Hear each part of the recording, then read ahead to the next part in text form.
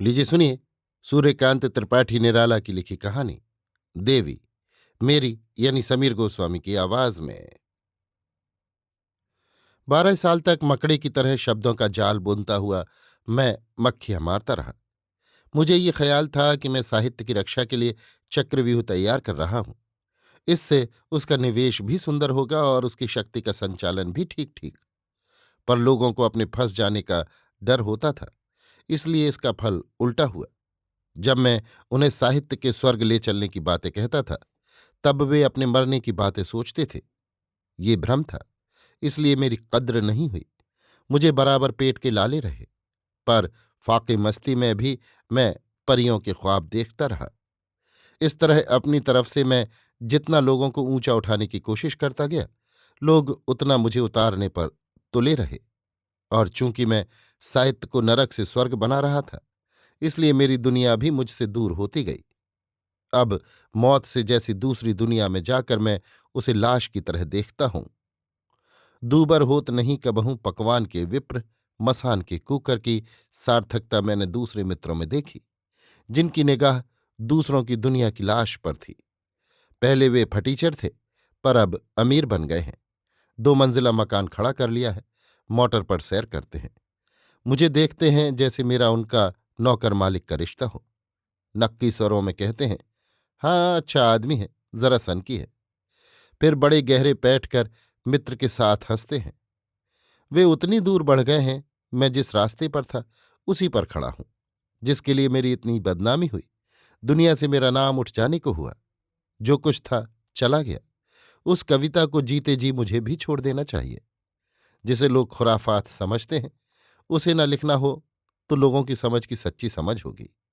रतिशास्त्र, वनिता विनोद, काम कल्याण में मश्क करते कौन देर लगती है। 4 किताबों की रूह छानकर एक किताब लिख दूंगा। सीता, सावित्री, दमयंती आदि की पावन कथाएं आंखें मूंद कर लिख सकता हूं।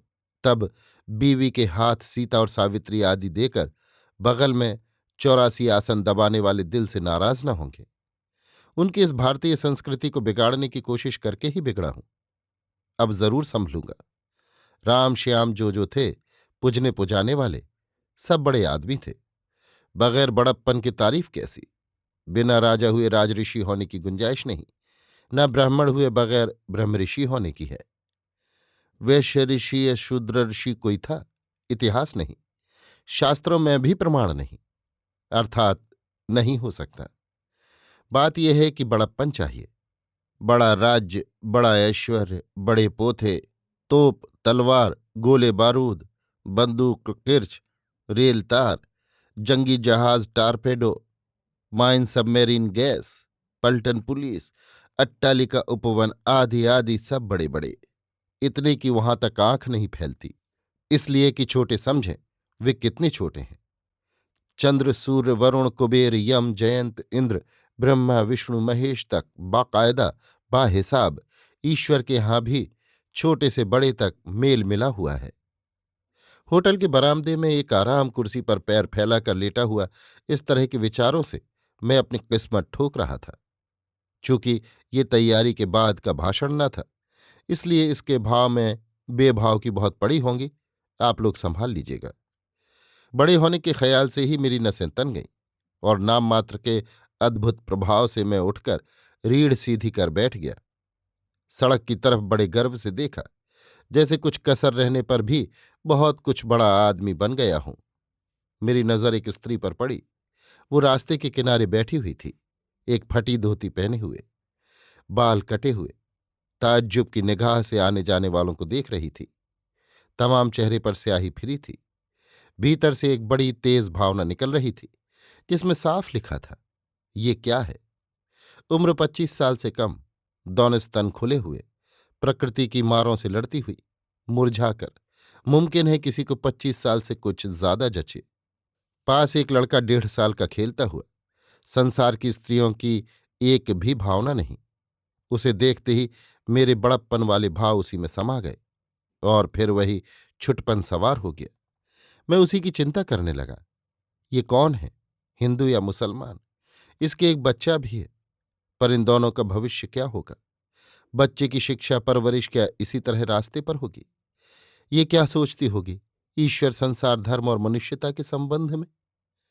इसी समय होटल के नौकर को मैंने बुलाया। उसका नाम है संगमलाल। मैं उसे संगमलाल कहकर पुकारता था।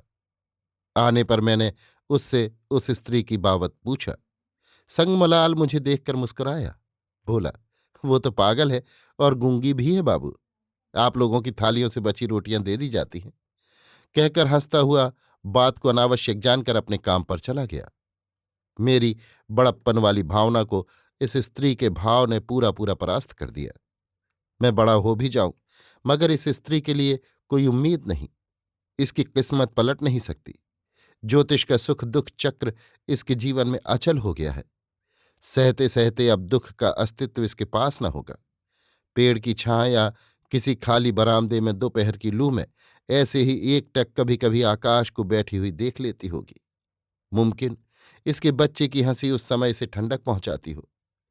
आज तक कितने वर्षा शीत ग्रीष्म इसने झेले हैं पता नहीं। लोग नेपोलियन की वीरता की प्रशंसा करते हैं, पर ये कितनी बड़ी शक्ति है कोई नहीं सोचता।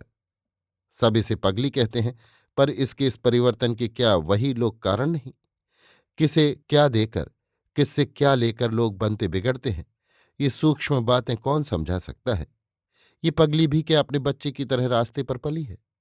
संभव है पहले सिर्फ गूंगी रही हो, विवाह के बाद निकाल दी गई हो, या खुद तकलीफ पाने पर निकल आई हो, और ये बच्चा रास्ते के किसी ख्वाहिशमंद का सबूत हो। मैं देख रहा था, ऊपर के धुएं के नीचे दीपक की शिखा की तरह पगली के भीतर की परी इस संसार को छोड़कर कहीं उड़ जाने की उड़ान भर रही थी। वो सांवली थी। दुनिया की आंखों को लुभाने वाला उसमें कुछ न था। दूसरे लोग उसकी रुखाई की ओर रुख न कर सकते थे, पर मेरी आंखों को उसमें वो रूप देख पड़ा जिसे मैं कल्पना में लाकर साहित्य में लिखता हूं। केवल वो रूप नहीं, भाव भी। इस मीन महिमा आकार इंगितों की बड़े बड़े कवियों ने कल्पना न की होगी। भाव भाषण मैंने पढ़ा था, दर्शन शास्त्रों में मानसिक सूक्ष्मता के विश्लेषण देखे थे, रंगमंच पर रविन्द्रनाथ का किया अभिनय भी देखा था, खुद भी गद्य पद्य में थोड़ा बहुत लिखा था। चिड़ियों तथा जानवरों की बोली बोलकर उन्हें बुलाने वालों की भी करामात देखी थी, पर वो सब कृत्रिम था, ये सब प्राकृत। यहां माँ बेटे के मनोभाव कितनी सूक्ष्म व्यंजना से संचरित होते थे, क्या लिखूं? 1.5-2 साल के कमजोर बच्चे को माँ मूक भाषा सिखा रही थी। आप जानते हैं वो गूंगी थी। बच्चा माँ को कुछ कहकर न पुकारता था, केवल एक नजर देखता था। जिसके भाव में वो माँ को क्या कहता था आप समझिए, उसकी माँ समझती थी। तो क्या वो पागल और गूंगी थी? पगली का ध्यान ही मेरा ज्ञान हो गया। उसे देखकर मुझे बार बार महाशक्ति की याद आने लगी। महाशक्ति का प्रत्यक्ष रूप, संसार का इससे बढ़कर ज्ञान देने वाला और कौन सा होगा? राम श्याम और संसार के बड़े बड़े लोगों का स्वप्न सब इस प्रभात की किरणों में दूर हो गया। बड़ी बड़ी सभ्यता, बड़े बड़े शिक्षालय चूर्ण हो गए। मस्तिष्क को घेर कर केवल यही महाशक्ति अपनी महत्ता में स्थित हो गई। उसके बच्चे में भारत का सच्चा रूप देखा, और उसमें क्या कहूं क्या देखा। देश में शुल्क लेकर शिक्षा देने वाले बड़े बड़े विश्वविद्यालय हैं, पर इस बच्चे को क्या होगा? इसके भी माँ है। वो देश की सहानुभूति का कितना अंश पाती है। हमारी थाली की बची रोटियां जो कल तक कुत्तों को दी जाती थीं, यही यही हमारी सच्ची दशा का चित्र है। ये माँ अपने बच्चे को लेकर राह पर बैठी हुई धर्म, विज्ञान, राजनीति, समाज, जिस विषय को भी मनुष्य होकर मनुष्यों ने आज तक अपनाया है, उसी की भिन्न रुचि वाले पथिक को शिक्षा दे रही है, पर कुछ कहकर नहीं। कितने आदमी समझते हैं यही न समझना संसार है। बार बार वो यही कहती है। उसकी आत्मा से यही ध्वनि निकलती है। संसार ने उसे जगह नहीं दी, उसे नहीं समझा, पर संसारियों की तरह वो भी है, उसके भी बच्चा है। एक रोज मैंने देखा, नेता का जुलूस उसी रास्ते से जा रहा था। हजारों आदमी इकट्ठे थे। जय जयकार से आकाश गूंज रहा था। मैं उसी बरामदे पर खड़ा स्वागत देख रहा था। पगली भी उठकर खड़ी हो गई थी। बड़े आश्चर्य से लोगों को देख रही थी। रास्ते पर इतनी बड़ी भीड़ उसने नहीं देखी। मुंह फैलाकर, भौहें सिकोड़कर, आंखों की पूरी ताकत से देख रही थी। समझना चाहती थी वो क्या था। क्या समझी? आप समझते हैं? भीड़ में उसका बच्चा कुचल गया और रो उठा। पगली बच्चे की गर्द झाड़कर चुमकारने लगी और फिर कैसी ज्वालामयी दृष्टि से जनता को देखा। मैं यही समझता हूं, नेता 10,000 की थैली लेकर गरीबों के उपकार के लिए चले गए, जरूरी जरूरी कामों में खर्च करेंगे। एक दिन पगली के पास एक रामायणी समाज में कथा हो रही थी। मैंने देखा बहुत से भक्त एकत्र थे। एतवार का दिन 2 बजे से साहित्य सम्राट गोस्वामी तुलसीदास जी की रामायण का पाठ शुरू हुआ, 5 बजे समाप्त। उसमें हिंदुओं के मजे स्वभाव को साहित्य सम्राट गोस्वामी तुलसीदास जी ने और मांझ दिया है, आप लोग जानते हैं। पाठ सुनकर मंच कर भक्त मंडली चली। दुबली पतली ऐश्वर्य श्री से रहित पगली बच्चे के साथ बैठी हुई मिली। एक ने कहा, इसी संसार में स्वर्ग और नरक देख लो। दूसरे ने कहा, कर्म के दंड हैं। तीसरा बोला, सकल पदारथ हैं जगमाही, कर्महीन नर पावत नाही। सब लोग पगली को देखते शास्त्रार्थ करते चले गए। संगमलाल ने मुझसे कहा, बाबू ये मुसलमान हैं। मैंने उससे पूछा, तुम्हें कैसे मालूम हुआ? उसने बतलाया, लोग ऐसा ही कहते हैं कि पहले ये हिंदू थी, फिर मुसलमान हो गई। इसका बच्चा मुसलमान से पैदा हुआ है। पहले ये पागल नहीं थी, न गूंगी, बाद को हो गई। मैंने सुन लिया। संगम ने किस ख्याल से कहा, मैं सोच रहा था। उन दिनों कई आदमियों से बातें करते हुए मैंने पगली का जिक्र किया। साहित्य, राजनीति आदि कई विषयों के आदर्श पर बहस की। कुछ हंसकर चले गए, कुछ गंभीर होकर और कुछ कुछ पैसे उसे देने के लिए देकर। मैंने हिंदू, मुसलमान, बड़े बड़े पदाधिकारी, राजा, रईस सबको उस रास्ते से जाते समय पगली को देखते हुए देखा, पर किसी ने दिल से भी उसकी तरफ देखा ऐसा नहीं देखा। जिन्हें अपने को देखने दिखाने की आदत पड़ गई है, उनकी दृष्टि में दूसरे की सिर्फ तस्वीर आती है, भाव नहीं। ये दर्शन मुझे मालूम था। जिंदा को मुर्दा और मुर्दा को जिंदा समझना भ्रम भी है और ज्ञान भी। बाड़ियों में आदमी का पुतला देखकर हिरन और सियार जिंदा आदमी समझते हैं। उसी तरह ज्ञान होने पर गिलहरियां बदन पर चढ़ती हैं, आदमी उन्हें पत्थर जान पड़ता है। ऊपर वाले आदमी पगली को देखते हुए किस कोटि में जाते थे, भगवान जाने।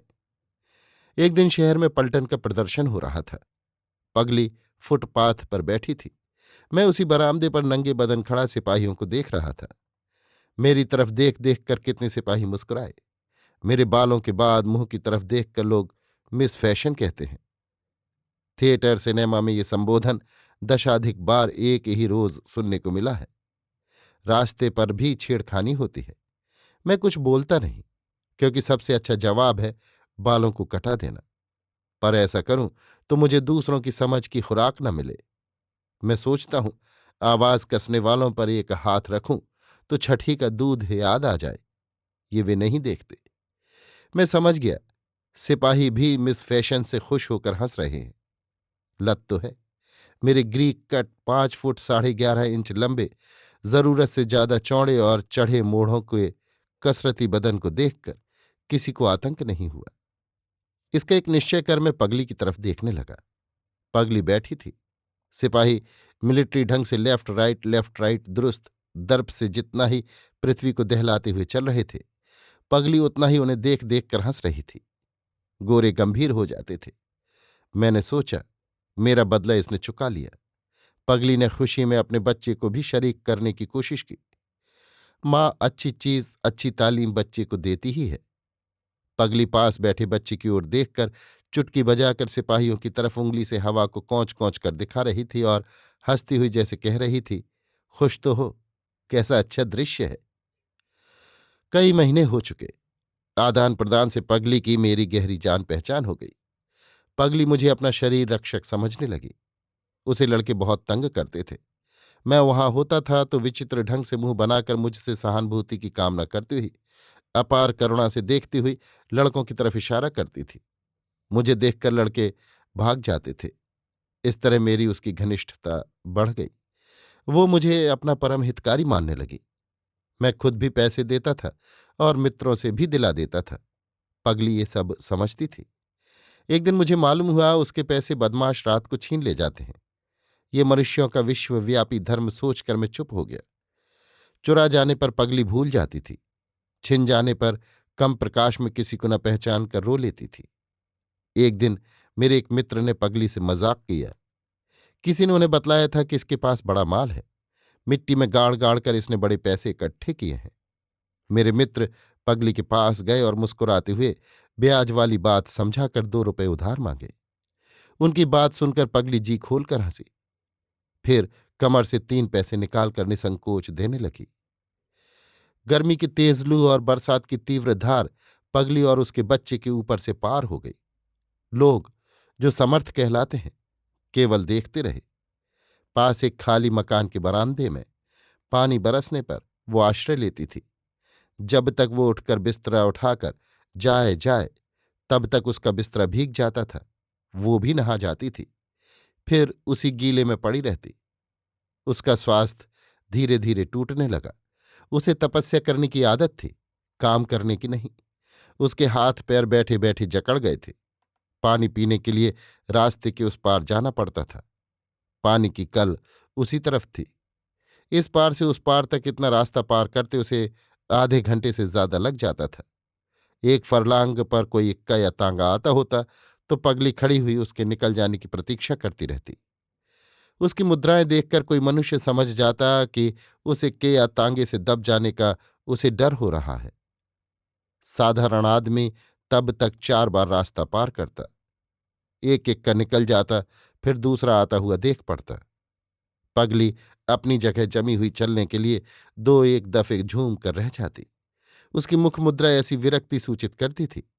वो इतनी खुली भाषा थी कि कोई भी उसे समझ लेता कि वो क्या कहती है। ये सड़क या मोटर तांगे एक्के वालों के लिए ही है। इन्हें देखकर मैं खड़ी हूं, मुझे देखकर ये क्यों ना खड़े हों। बड़ी देर बाद पगली को रास्ता पार करने का मौका मिलता। तब तक उसकी प्यास कितनी बढ़ती थी, सोचिए। एक दिन हम लोग ब्लैक क्वीन खेल रहे थे। शाम को पानी बरस चुका था। पगली उसी खाली मकान के बरामदे पर थी। हम लोगों ने खाना खाकर खेल शुरू किया था। होटल के गेट की बिजली जल रही थी। फुटपाथ पर मेज और कुर्सियां डाल दी गई थीं। 10 बज चुके थे। बच्चे को सुलाकर पगली किसी जरूरत से बाहर गई थी। उसका बच्चा सोता हुआ करवट बदलकर 2 हाथ ऊंचे बरामदे से नीचे फुटपाथ पर आ गिरा और जोर से चीख उठा। मेरे साथ के खिलाड़ी आलोचना करने लगे। जान पड़ता है पगली कहीं गई है नहीं?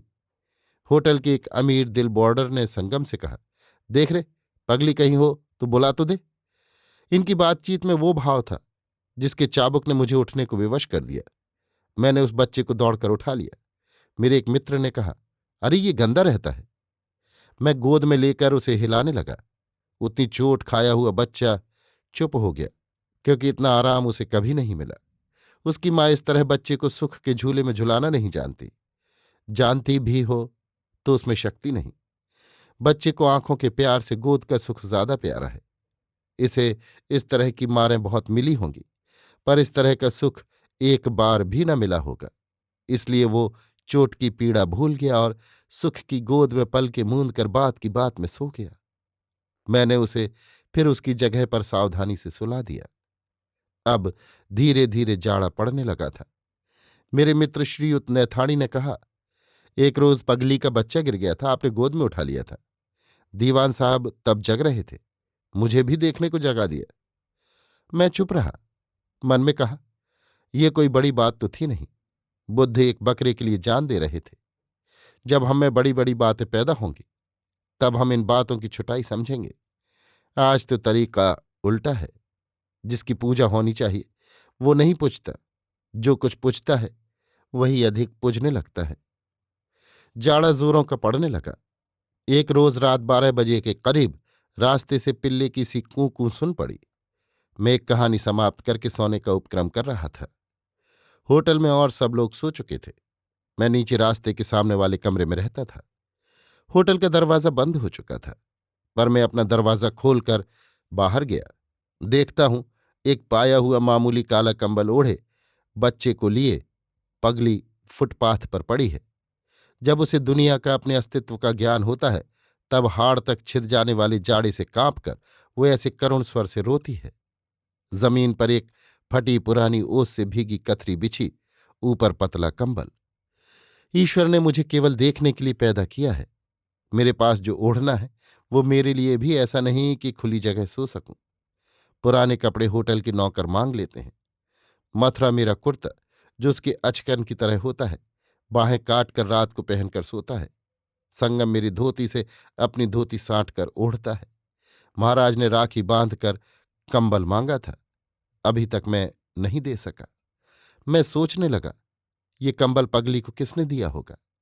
याद आया, सामने की धनी बंगाली घराने की महिलाएं बड़ी दयालु हैं।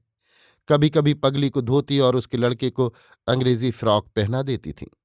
उन्हीं ने दिया होगा। ऐसे ही विचार में मेरी आंख लग गई।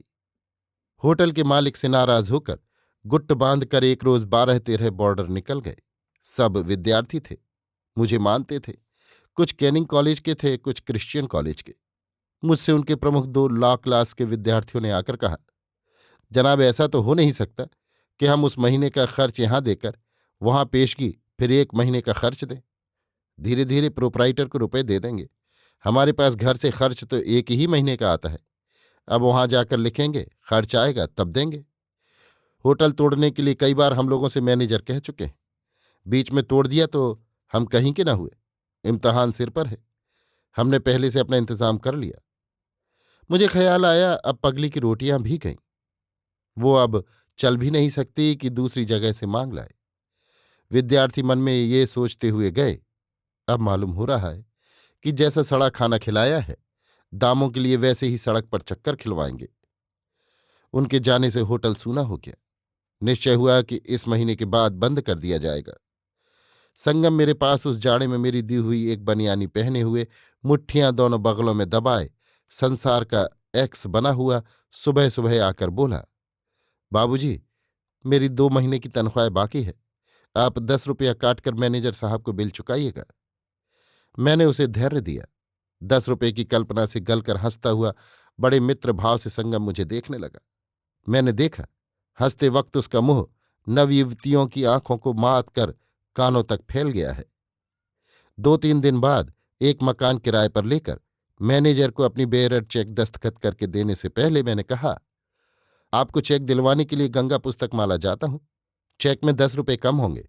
संगम की 2 महीने की तनख्वाह बाकी है। उसने कहा है मेरे रुपए रोक कर होटल को रुपए दीजिएगा। मैनेजर यानी प्रोपराइटर साहब ने संगम को बुलाया। कहा, क्यों रे, तू हमें बेईमान समझता है? संगम सिटपिटा गया। मारे डर के उसकी जबान बंद हो गई। मैनेजर साहब उसे घूरकर मेरी ओर देखकर बोले, आप मुझे ही रुपए दीजिएगा, नौकरों की इस तरह आदत बिगड़ जाएगी। मैं 77 रुपये का चेक मैनेजर साहब को देकर किराए के दूसरे मकान में चला आया। मेरे साथ मेरे मित्र कुंवर साहब भी आए। एक रोज पगली का हाल सुनकर उनके मामा साहब एक नफीस बारीक कंबल पगली को देने के लिए दे गए। मैंने कुंवर साहब से कहा, रजाई ठीक थी, इससे कीमत में भी ज्यादा नहीं होगी और पगली का जाड़ा भी छूट जाएगा। कुंवर साहब अपनी रजाई देने के लिए देकर बड़े दिन की छुट्टियों में घर गए। मैं रजाई लेकर पगली को ओढ़ा आया। 2-3 दिन बाद मेरे मित्र श्रीयुत नैथाणी मिले। कहा, पगली अस्पताल भेज दी गई। डॉक्टर का कहना है उसे डबल निमोनिया हो गया है, बचेगी नहीं। उसका बच्चा श्री दयानंद अनाथालय भेज दिया गया है। पगली बच्चे को छोड़ती न थी। पगली को ले जाने वाले इक्के की बगल से निकलती हुई मोटर के धक्के से एक स्वयंसेवक के पैर में सख्त चोट आ गई है। इसी ने सबसे पहले गंदगी से न डरकर पगली को उठाया था। एक रोज सुबह उसी तरह बगल में मुट्ठी दबाए हुए संगम ने आकर कहा, बाबू, आपका चेक भुनाकर मैनेजर साहब भग गए हैं। नहीं संगम, मैंने समझाया, मैनेजर साहब बड़े अच्छे आदमी हैं। घर रुपए लेने गए हैं। उन्हें कई सौ रुपए देने हैं, लकड़ी, घी, आटा, दूध और किराए के। लौट कर रुपए दे देंगे। संगम वैसा ही फिर हंसा। अभी आप सुन रहे थे सूर्यकांत त्रिपाठी निराला की लिखी कहानी देवी, मेरी यानी समीर गोस्वामी की आवाज में।